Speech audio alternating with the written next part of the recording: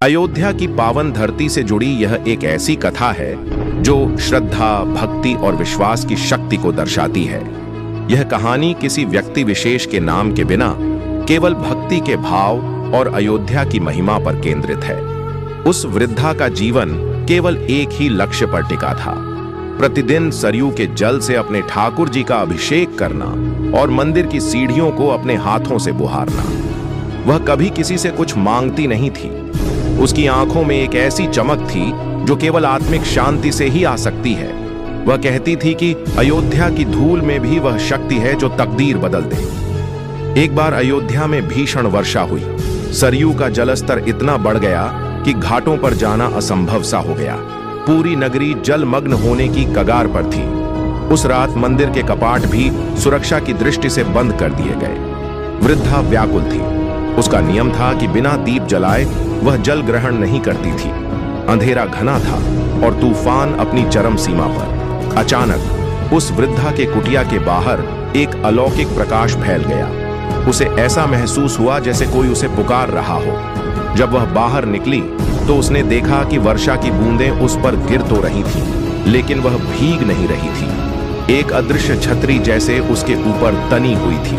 वह भक्ति के आवेश में मंदिर की ओर चल पड़ी। चमत्कार देखिए, जहां पानी का बहाव इतना तेज था कि बड़े बड़े पेड़ उखड़ रहे थे, वहां उस वृद्धा के पैरों के नीचे की जमीन सूखी थी। जैसे ही वह मंदिर के बंद द्वार पर पहुंची, ताले अपने आप गिर गए और भारी किवाड़ बिना किसी आवाज के खुल गए। गर्भगृह के भीतर कोई दीपक नहीं जल रहा था, फिर भी पूरा कक्ष सूर्य की रोशनी जैसा चमक रहा था।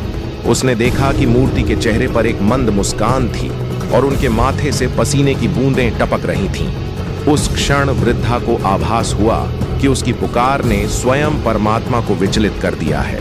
अगली सुबह जब पुजारी आए तो वे यह देखकर स्तब्ध रह गए कि मंदिर का द्वार भीतर से बंद था, लेकिन बाहर पानी का नामो निशान नहीं था। जब द्वार खुला तो अंदर वही वृद्धा शांत मुद्रा में बैठी थी। उसके पास रखा मिट्टी का दिया बिना तेल के ही प्रज्वलित था और उसकी लौ स्थिर थी, मानो हवा का उस पर कोई प्रभाव न हो। पूरे अयोध्या में यह बात फैल गई कि कैसे एक भक्त की निष्ठा ने प्रकृति के नियमों को भी मौन कर दिया। उस दिन के बाद से लोग कहते हैं कि आज भी अयोध्या की सरयू आरती के समय यदि कोई सच्चे मन से ध्यान लगाए तो उसे उन पायल की झंकार सुनाई देती है जो उस अलौकिक शक्ति की उपस्थिति का प्रमाण देती है।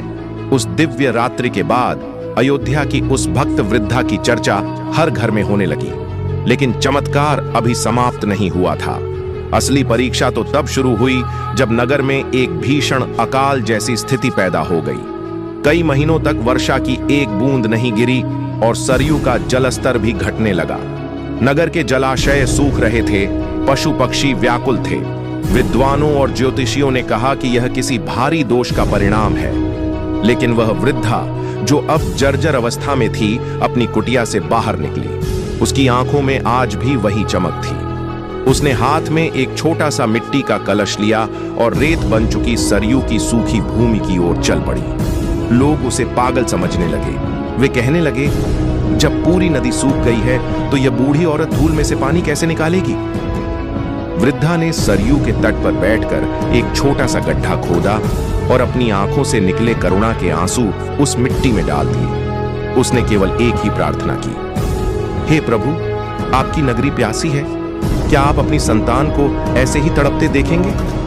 क्षण भर में ही जहां रेत धधक रही थी वहां की मिट्टी शीतल होने लगी। देखते ही देखते उस छोटे से गड्ढे से जल की एक धारा फूट पड़ी। वह साधारण जल नहीं था, उसमें से पारिजात के फूलों की सुगंध आ रही थी। आश्चर्य की बात यह थी कि पूरी नदी सूखी पड़ी थी, लेकिन उस एक स्थान से इतना जल निकला कि देखते ही देखते आसपास के सूखे कुएं फिर से भर गए। कहते हैं कि उस अकाल के दौरान उस वृद्धा की कुटिया में प्रतिदिन सैकड़ों लोग भोजन करने आते थे। चमत्कार यह था कि उसकी छोटी सी रसोई में केवल एक ही मुट्ठी अनाज होता था, लेकिन वह अनाज कभी खत्म नहीं होता था। एक दोपहर एक अत्यंत तेजस्वी साधु उसकी कुटिया पर आए। उनके शरीर से चंदन की महक आ रही थी। वृद्धा ने उन्हें श्रद्धापूर्वक भोजन कराया। जब वे जाने लगे तो उन्होंने अपना हाथ उठाकर उसे आशीर्वाद दिया। जैसे ही उन्होंने हाथ उठाया, वृद्धा ने देखा कि उनके हाथ की हथेली पर वही निशान थे जो मंदिर की मूर्ति के हाथों पर थे। वह समझ गई कि स्वयं अयोध्या के स्वामी भेष बदलकर उसकी परीक्षा लेने और उस पर कृपा करने आए थे। जब उस वृद्धा की अंतिम घड़ी आई तो पूरे अयोध्या ने एक अद्भुत दृश्य देखा। वह कोई साधारण मृत्यु नहीं थी। संध्या की आरती का समय था। आकाश में अचानक 7 रंगों के बादल घिर आए। मंदिर की घंटियां बिना किसी के बजाए अपने आप गूंजने लगीं। वृद्धा ने सरयू की धारा में प्रवेश किया और जैसे ही जल उसके चरणों को स्पर्श किया, उसका भौतिक शरीर एक दिव्य प्रकाश पुंज में परिवर्तित हो गया। वह प्रकाश धीरे धीरे ऊपर उठा और सीधे मुख्य मंदिर के शिखर में जाकर विलीन हो गया।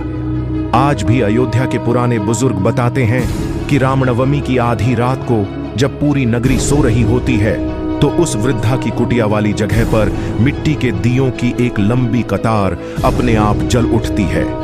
यह इस बात का प्रमाण है कि अयोध्या की मिट्टी में आज भी वह चमत्कार जीवित है जो निस्वार्थ भक्ति के आगे झुक जाता है। यह विस्तार हमें बताता है कि भक्ति केवल मंदिर तक सीमित नहीं है। जब हृदय शुद्ध होता है तो भक्त के आंसू भी अमृत बन जाते हैं और स्वयं ईश्वर को भी धरती पर उतरना पड़ता है।